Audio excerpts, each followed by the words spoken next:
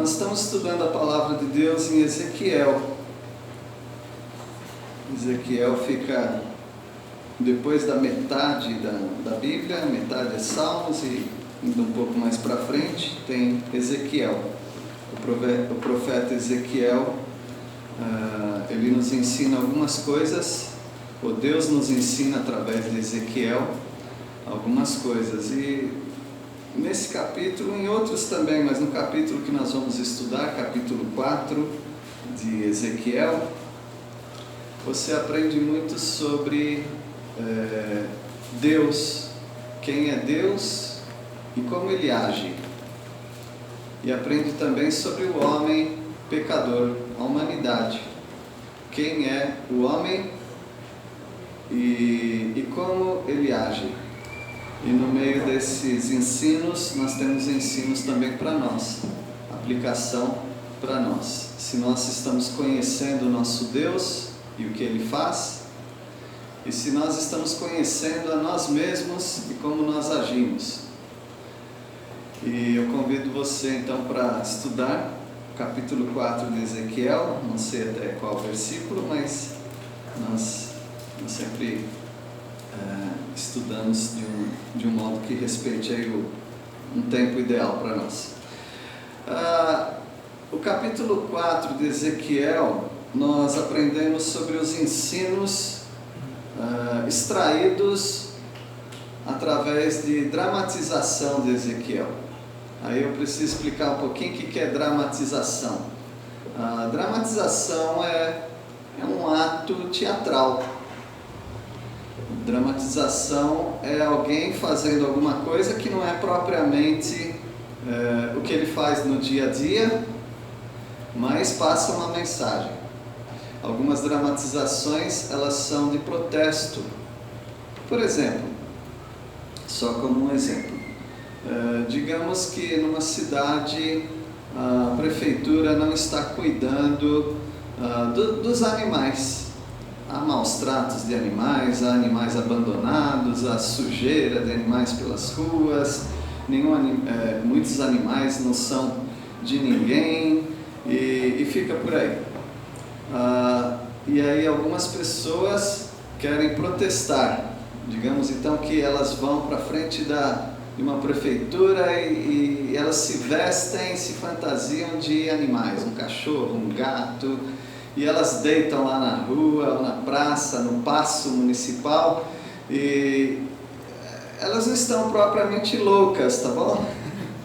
Mas elas estão impactando a população sobre o assunto de defesa ou cuidados dos animais, chamando a atenção da população contra uma prefeitura que não está fazendo o que é devido nessa questão.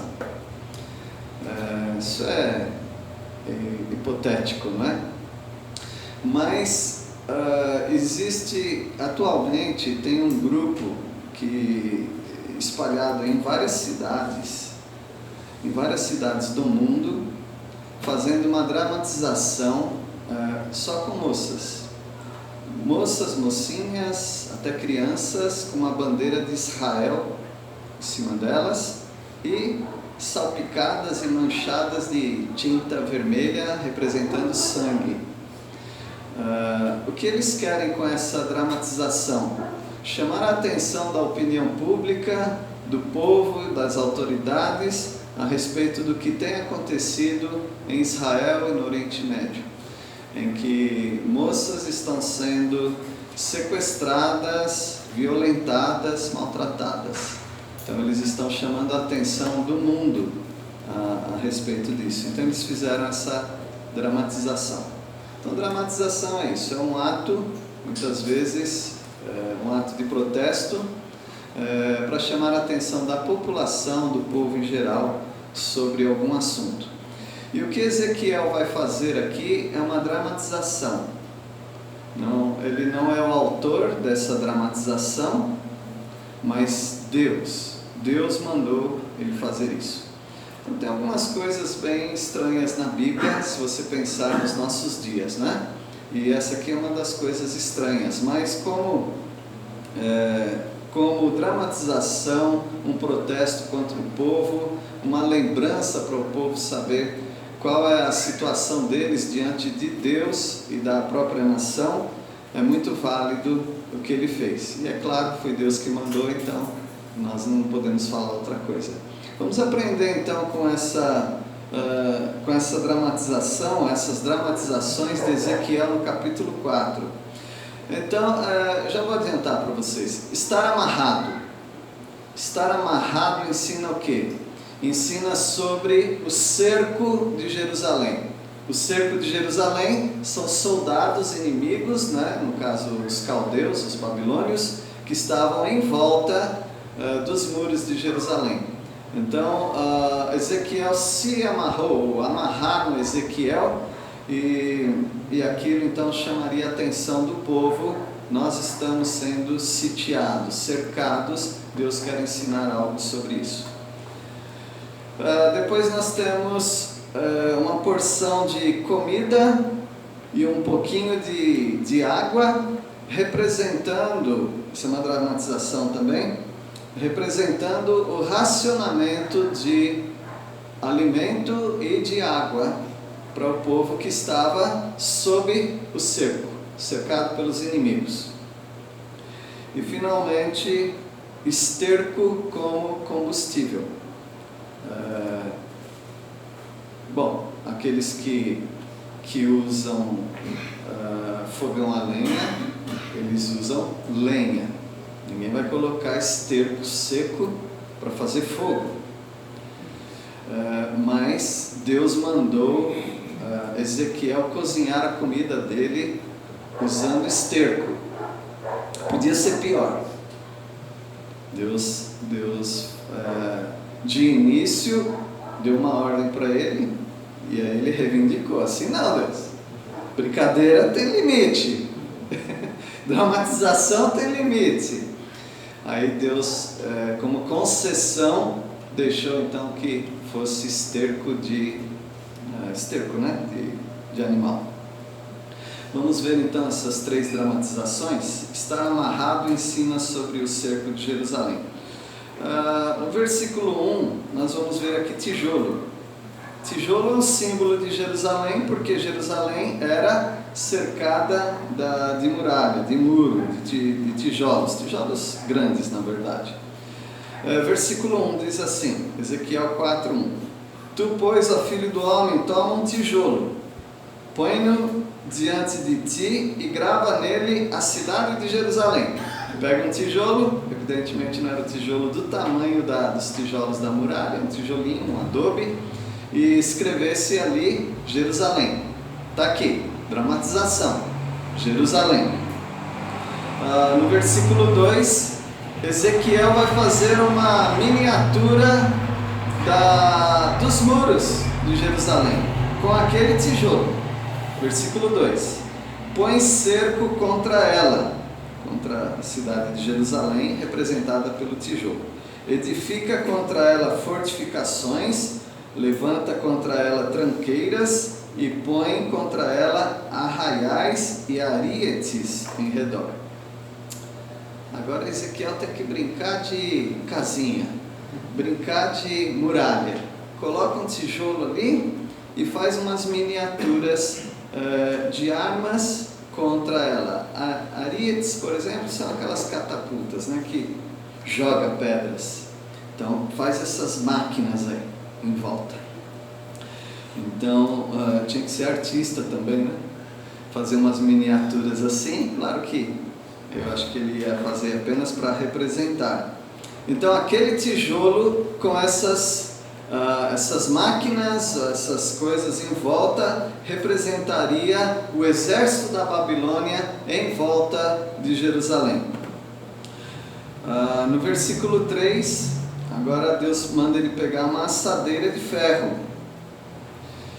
E aqui vai indicar algo muito triste, a assadeira de ferro. Vamos ver, versículo 3. Toma também uma assadeira de ferro e põe-na por muro de ferro entre ti e a cidade. Dirige para ela o rosto, e assim será cercada, e a cercarás. Isto servirá de sinal para a casa de Israel. Então pega ali uma caçarola, pega ali uma assadeira, tem um tijolo, aí você coloca essa panela de ferro, depois o tijolo, e atrás dessa panela você. E você olha para o tijolo. Qual é o simbolismo disso? Deus não vai ouvir o clamor do povo. O povo vai estar ali dentro daquele caldeirão fervente da cidade, rodeada de inimigos, e é como se tivesse uma muralha de ferro entre o povo e o profeta, entre o povo e Deus. Pode orar, pode ajoelhar, pode chorar, pode clamar, Deus não vai ouvir o povo.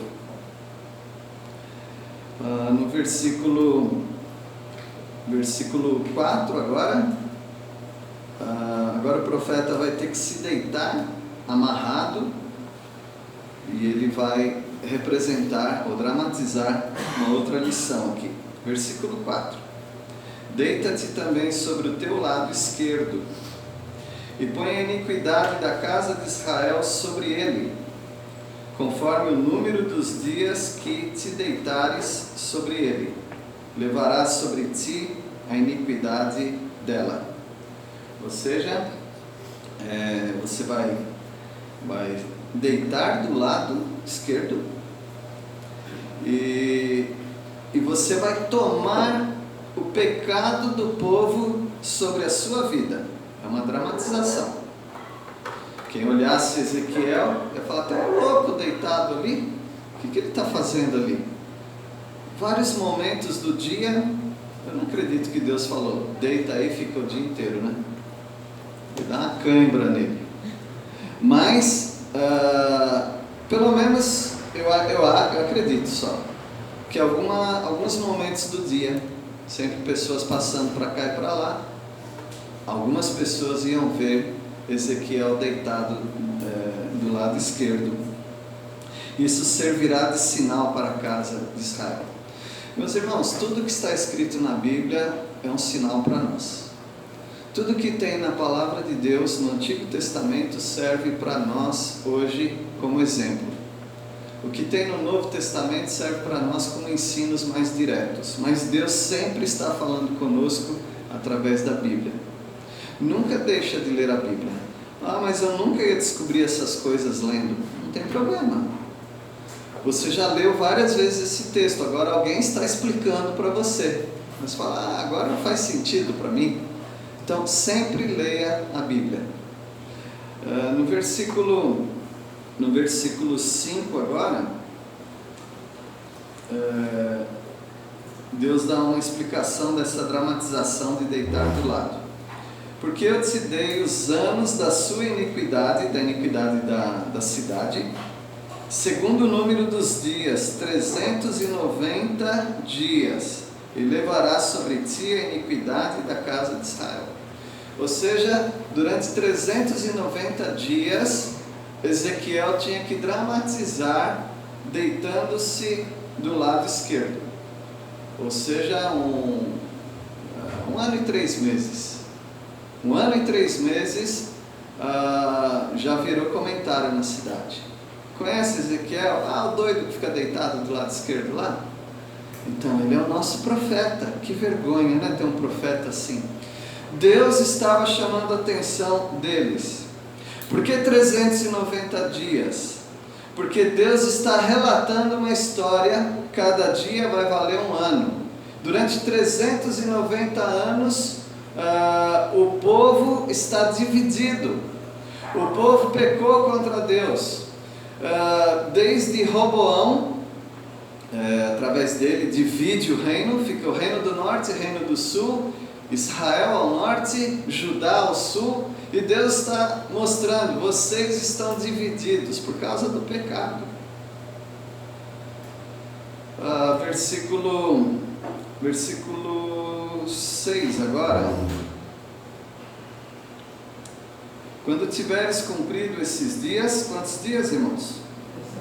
390 dias, que representam 390 anos, deitar-te-ás sobre o teu lado direito e levarás sobre ti a iniquidade da casa de Judá.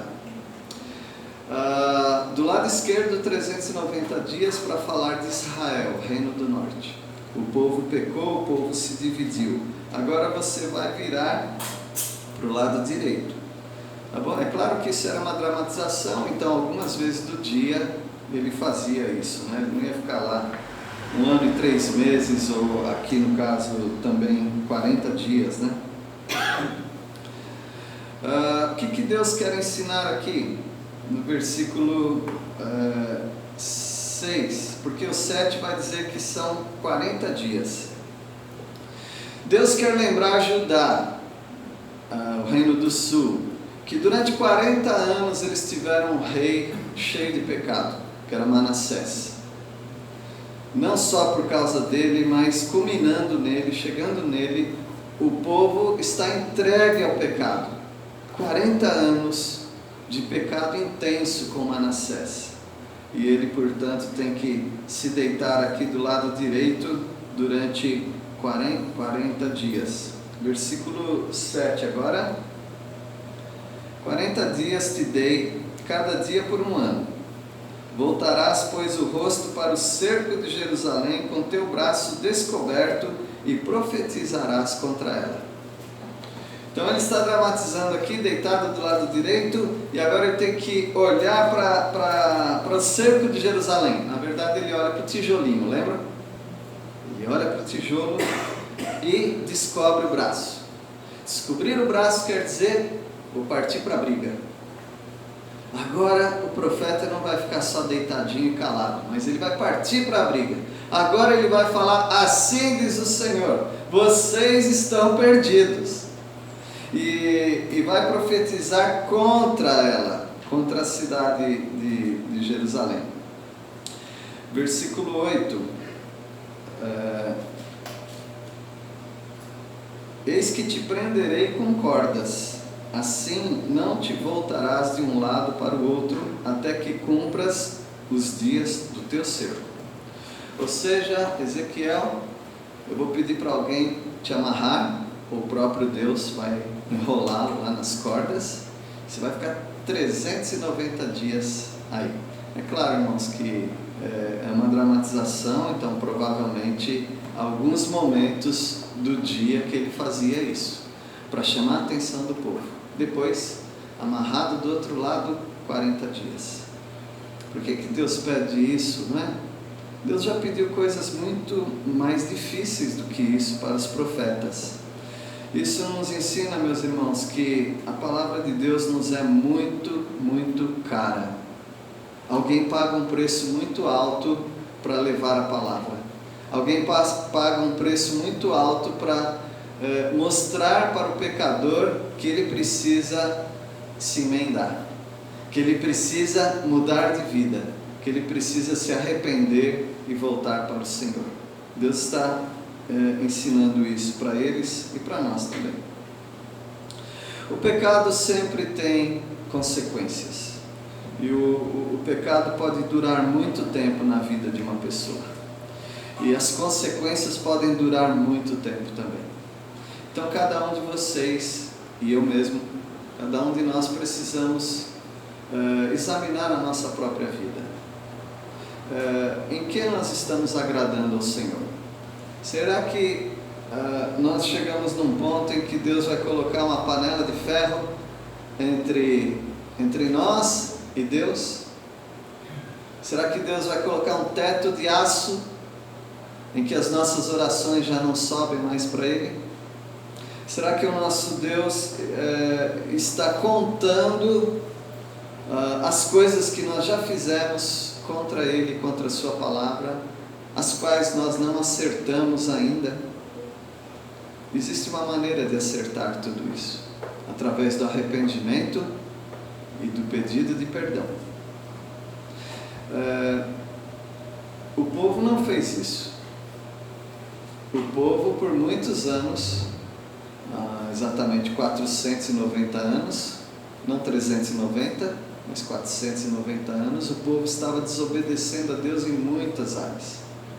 E por isso Deus ia deixar o povo 70 anos no cativeiro, por causa de algumas contas que nós não vamos fazer agora, essas contas. Então essa foi uma dramatização.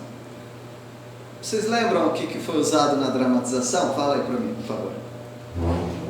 Tijolo, o que mais? Frigideira, panela, o que mais?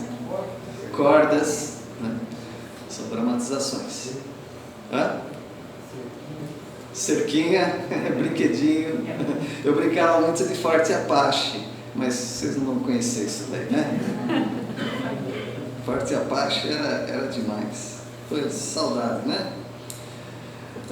Agora, a partir do versículo 9, nós temos outra dramatização. Nessa dramatização, espero que todos tenham aprendido que Deus quer dizer para o povo: vocês estão muito tempo em pecado. Deus quer dizer também para o povo: eu não vou mais ouvir vocês. Se alguém aqui não tem muita familiaridade com a palavra de Deus, com a Bíblia, principalmente com o Antigo Testamento, não sai daqui pensando: Deus para de ouvir as pessoas? Deus não ouve mais? De modo geral, Deus ouve as pessoas. Mas, especificamente, Deus para de ouvir alguns, por causa da reincidência, de ficar teimando no pecado, de ficar obstinado, de ouvir a palavra de Deus uma vez, outra vez. Já me falaram isso, outra pessoa já me falou a mesma coisa, que eu tenho que me arrepender, tenho que voltar a Deus, e você vai deixando.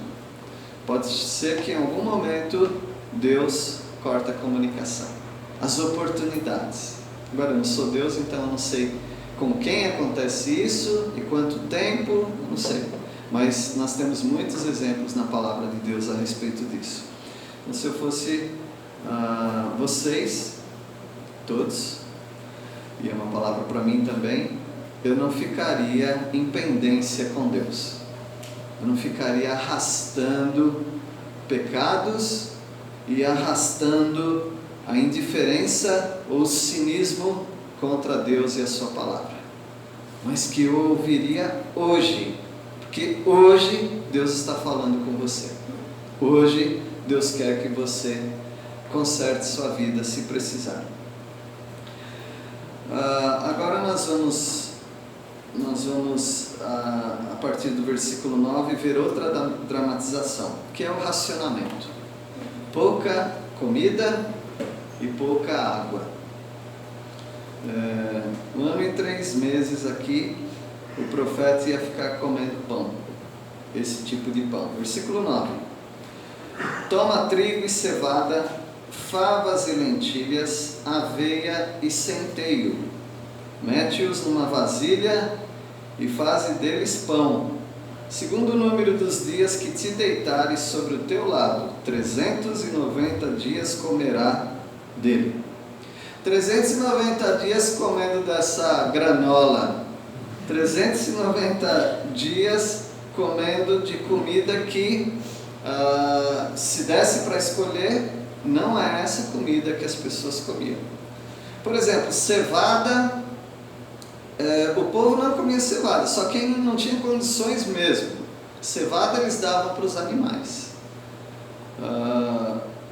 Essas favas também, lentilhas, eles podiam fazer um cozido aí com carne, mas normalmente essa aveia, centeio e cevada eles não comiam. Trigo eles faziam um pão. Mas fazer um pão com esses negócios aqui vai ficar um pão de qualidade ruim. Agora hoje em dia tudo é tão natureba que eles vão falar: isso aqui é muito bom, eu troco uma picanha por isso aqui, né? Mas Ezequiel, ele sabe que ele vai ter que comer 1 ano e 3 meses disso. Por que Deus está fazendo isso com ele, né? Deus impõe um racionamento, e nesse racionamento então ele teria 300 gramas por dia de alimento.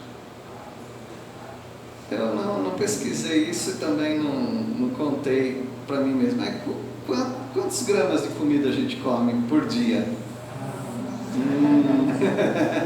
Hoje, quantos gramas você comeu? Um pãozinho tem quantos gramas? 50 gramas, né? Mas a gente não come só um pãozinho por dia, né? Então nós comemos bastante e variado. Ele vai comer 300 gramas por dia dessa granola aqui, desse pão. Versículo 10. A tua comida será por peso, 20 ciclos por dia, de tempo em tempo a comerás. Aqui eu tenho dúvida, eu não sei se de tempo em tempo durante o dia, ou de tempo em tempo, vai pular um dia, outro. Eu imagino o seguinte, que ele não vai ficar de barriga cheia, tá bom? Ele vai passar fome. 1 ano e 3 meses, ele vai sobreviver. Mas ele não vai comer coisas gostosas e ele não vai comer em quantidade. Então ele vai dramatizar o que o povo vai passar também por quase... na verdade, o cerco durou 1 ano e meio, 18 meses. Mas 130 dias aqui, 390 dias, não, 130 dias, 1 ano e 3 meses, ele vai ter esse racionamento de alimento. Versículo 11 agora, um racionamento de água. Versículo 11. Também beberás a água por medida, a sexta parte de um rim. De tempo em tempo a beberás. Também não sei se de tempo em tempo é durante o dia, ou se vai pular alguns dias, ele vai passar sede, fome e sede. É um racionamento então de apenas meio litro de água. Eu já fiz as contas na verdade, mas talvez alguém tenha uma Bíblia mais moderna aí, com as contas deve estar batendo mais ou menos o que estou falando, né? Meio litro, né? Hoje as pessoas estão tomando bastante água, né? Todo mundo tem uma garrafinha de água aí, tiracola, está sempre bebendo água, e é bom beber água.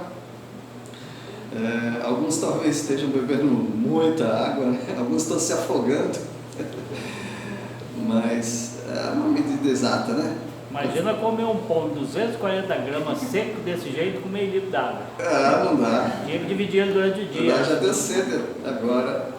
Quanto você bebe de água, Tiago, por dia? Uns 2 litros? Tá bom. Então, meio litro é muito pouco de água. E de tempos em tempos, eu não sei quanto que é esse tempo. Não foi um trabalho muito fácil que Ezequiel pegou, mas ele estava dramatizando o que o povo ia passar.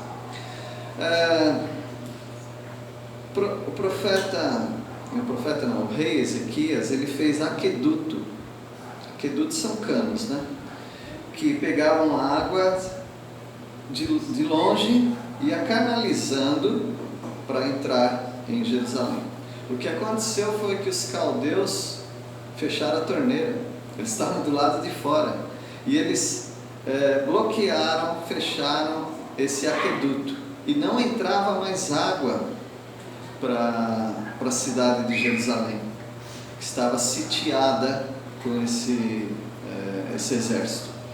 As roças deles eram fora da cidade, roças grandes, né? Animais deles, pastos, estava tudo fora dessa cidade. Então eles não podiam sair, e eles não tinham fornecimento de água, e eles começaram a passar muita fome e ficaram sedentos. Então você imagina que higiene pessoal esquece, né? Ninguém mais tinha higiene pessoal lá dentro. Aí começam as moscas e um monte de coisa ruim, talvez doenças, e o povo estava lá dentro daquela cidade que se tornou um presídio para eles, ali dentro. E Deus está racionando esses alimentos aqui para o profeta Ezequiel, para mostrar para o povo: é isso que vocês vão sofrer. Pecado traz consequência e traz sequidão também. Pecado traz fome, fome de justiça, fome do amor de Deus, fome de alegria. O rei Davi, no Salmo 32, ele fala sobre o pecado. Quem quiser acompanhar comigo, vou ler o Salmo 32, 1 ou 2 versículos.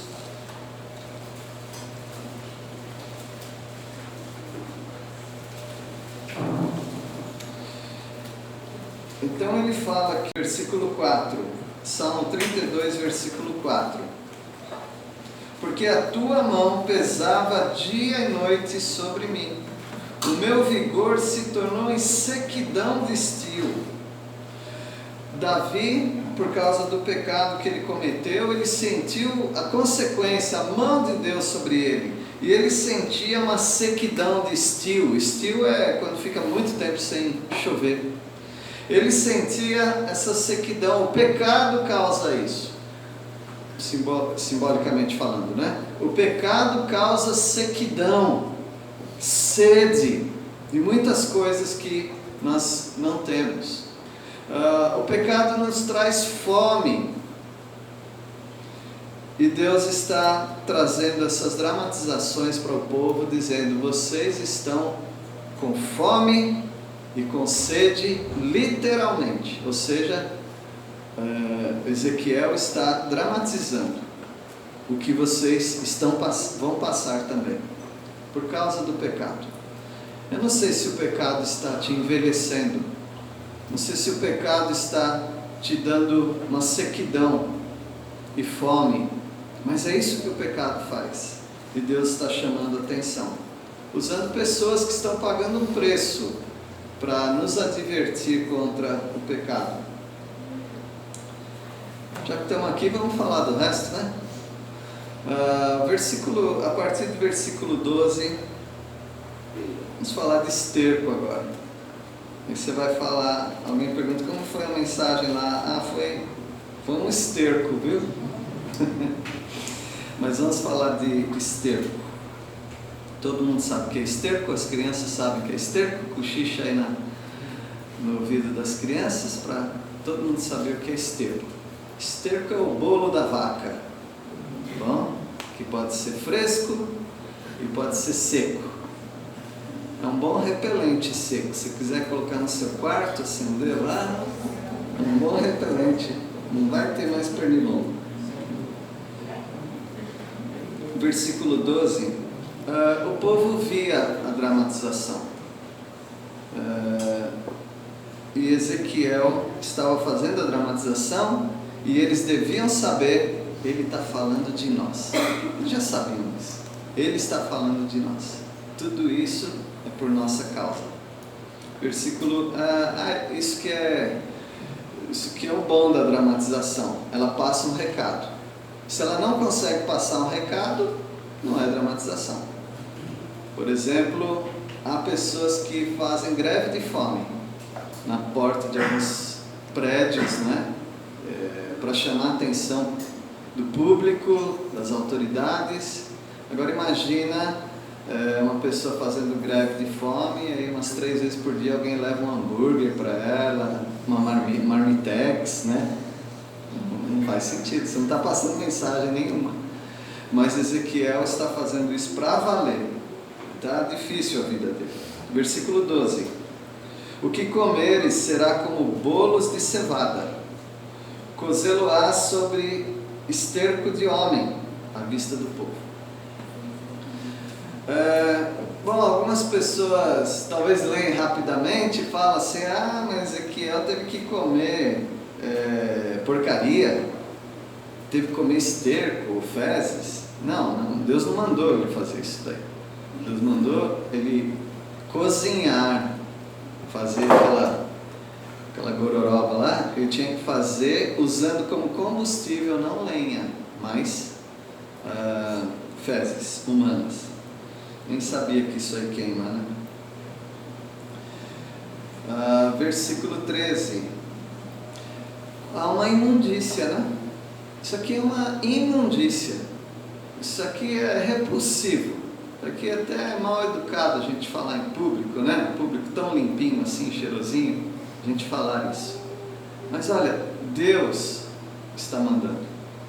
Deus quer passar um recado. E o recado é para valer. Um recado que as pessoas podem ver e sentir. Versículo 13. Disse o Senhor: assim comerão os filhos de Israel seu pão imundo entre as nações para onde os lançarei. Deus já está dizendo, olha, isso aí é repugnante, mas é o que o povo vai fazer. Quando o povo estiver no cativeiro, eu vou levar o povo vai sofrer demais. E o povo não vai ter o privilégio de fazer uma comidinha saborosa, não é? Com a lenha, não, nada disso. Vai comer como se fosse um animal qualquer. Ou seja, vocês vão fazer coisas repugnantes. Por quê? O que Deus quer? O que Deus quer ensinar com essa dramatização? Vocês estão contaminados. A vida de vocês está contaminada. A comida de vocês está contaminada agora, assim como a vida de vocês. No versículo, esse foi o versículo 13, né? No versículo 14 agora, Ezequiel protestou. Ezequiel até que estava gostando de dormir do lado, estava não. Tudo é ruim, mas agora passou dos limites. O protesto de Ezequiel me lembra um pouco alguém do Novo Testamento. Lembra você também? Pedro. Porque Pedro, quando Deus mandou que ele falasse de Cristo para os pagãos, para os gentios, né? Deus desceu assim um vaso ou um lençol, mostrando vários animais. E para os judeus, eles não podem comer todo tipo de animal. Então ali tinha animais que o judeu não podia comer. E Deus falou para Pedro para ele matar e comer. E Pedro falou: de jeito nenhum, Senhor. Eu não me contamino, não me contaminei nunca com alimentos assim. E Deus fala: não diga que é imundo aquilo que eu purifiquei. Então o Pedro teve uma experiência em que ele protestou contra Deus também. Vamos ver o protesto de Ezequiel. Versículo 14. Então disse eu: Senhor Deus, eis que a minha alma não foi contaminada, pois desde a minha mocidade até agora nunca comi animal morto de si mesmo, nem dilacerado por feras, nem carne abominável entrou na minha boca. Ou seja, ele está dizendo que ele cumpriu a lei do povo de Israel à risca. Ele era hoje chamaria de um kosher, come só comida supervisionada, comida santificada. Ou seja, se um animal morresse por si mesmo, mesmo que não tivesse apodrecido, eu não pegava e comia. Eu não comia um animal que foi dilacerado por outro animal. Eu não comia nada que fosse abominável, que não estivesse nas regras, na lei de Deus. Se eu não fazia isso, o senhor acha que eu vou fazer comida com esse método que o senhor está me dizendo aí? Não vou fazer não. Deus é tão paciente, né? Veja o versículo 15 agora. Deus faz uma concessão. Mas concessão quer dizer Deus deu uma colher de chá. Deus fez uma concessão para o pedido do profeta Ezequiel, mas mesmo assim era imundo. Versículo 15. Então ele me disse: deite esterco de vacas em lugar de esterco humano. Sobre ele, o esterco, né? Preparás o teu pão. Ficou melhor, Ezequiel? Agora ficou jóia. Então Ezequiel ele vai ter que fazer a comida dele, que já não é apetitosa, sobre um combustível nojento. Deus está mostrando que o pecado, ele afeta tudo. O pecado contamina. É interessante que ao ler um texto desse você acha repugnante, porque você é asseado, higiênico, limpo, mas essas pessoas asseadas, higiênicas e limpas, elas carregam impurezas dentro delas, que é chamado pecado. Não se preocupa com esterco de vaca, preocupe-se com o pecado na sua vida, porque Deus está reprovando todo tipo de impureza. E o versículo 16 agora, o ensino ficou bem claro. Ezequiel sentiu na pele, nas narinas, ele sentiu o peso do pecado. Ele sentiu qual era o sofrimento do povo também. Versículo 16. Disse-me ainda, filho do homem, eis que eu tirarei o sustento de pão de Jerusalém, em Jerusalém. Comerão o pão por peso e com ansiedade, beberão a água por medida e com espanto. Ou seja, nem comer mais tem graça, nem beber sacia. Eles vão beber, mas eles vão ficar com medo.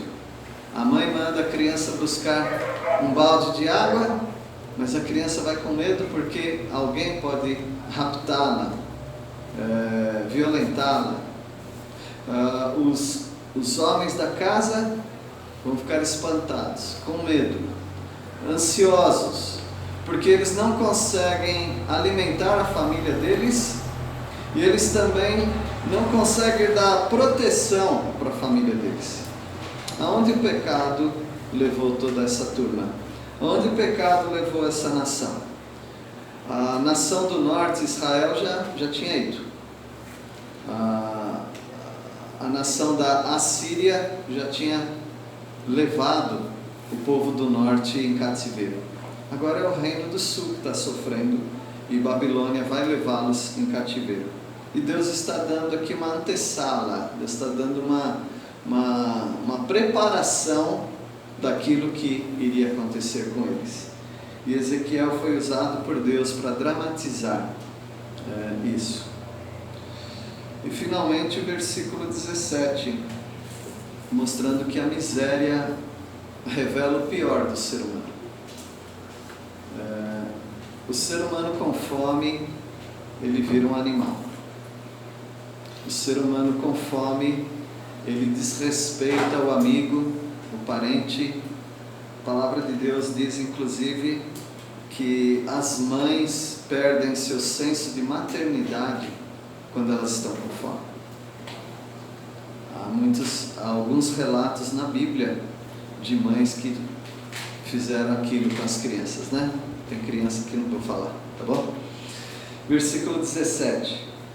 Porque lhes faltará o pão e a água, espantar-se-ão uns com os outros e se consumirão nas suas iniquidades. Tudo está perdido para o povo.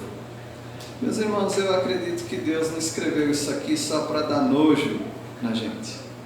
Ele escreveu isso para nos assustar de certa forma quanto à nossa vida. Como que nós estamos vivendo? A palavra do Senhor diz que Ele não vai encolher o braço para o contrito de coração.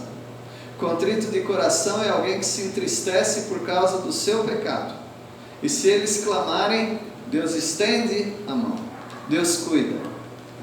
Mas Deus encolhe o braço daquele que não quer se arrepender, daquele que não quer ter uma vida de transformação com o Senhor. Como se Ele colocasse uma barreira de ferro entre nós e Deus. Deus abençoe sua vida. Não fique relutante quanto a voltar para o Senhor, acertar aquilo que talvez você precisa acertar. E se há alguém aqui que não tem ainda o seu primeiro encontro com o Senhor Jesus, o Salvador, tenha esse encontro. busque com alguém explicações, entenda que nós somos pecadores. Esse texto revela quem é Deus. Talvez alguns pensassem, mas eu pensei que Deus fosse mais bonzinho, Deus é muito sádico, cruel. Não. É que nós não contamos a história para trás. Como Deus encharcou o povo dele com amor. Deus prometeu que eles entrariam numa terra que manava leite e mel. Prometeu para eles alimento em abundância, paz, tranquilidade, alegria na família. Deus prometeu tudo isso. E tudo isso estava acontecendo no início. Mas o povo começou a se desviar. Assim como nós, pecadores, nos desviamos do Senhor. O Senhor deu a salvação em Cristo Jesus e nós precisamos reconhecer que Ele morreu na cruz, assumiu os nossos pecados, como Ezequiel deitou de lado e assumiu os pecados do povo. O Senhor Jesus fez isso na cruz e assumiu os nossos pecados para que crescêssemos nele e fôssemos salvos. Que Deus os abençoe. Vamos orar. Deus, agradecemos porque a Tua palavra ela é muito clara e direta e nós entendemos, ó Pai, que o pecado é repugnante. Nós entendemos, ó Deus, que o pecado ele causa uma separação entre o pecador e o Senhor. Nós pedimos, ó Deus, que haja arrependimento rápido para que pessoas que estão em contato com a Tua palavra tomem a decisão. E aqueles que já são crentes em Cristo Jesus, mas que estão abandonando a fé, a alegria, a comunhão, que eles também voltem para o Senhor, para não ficar tarde. Nós oramos em nome de Jesus. Amém.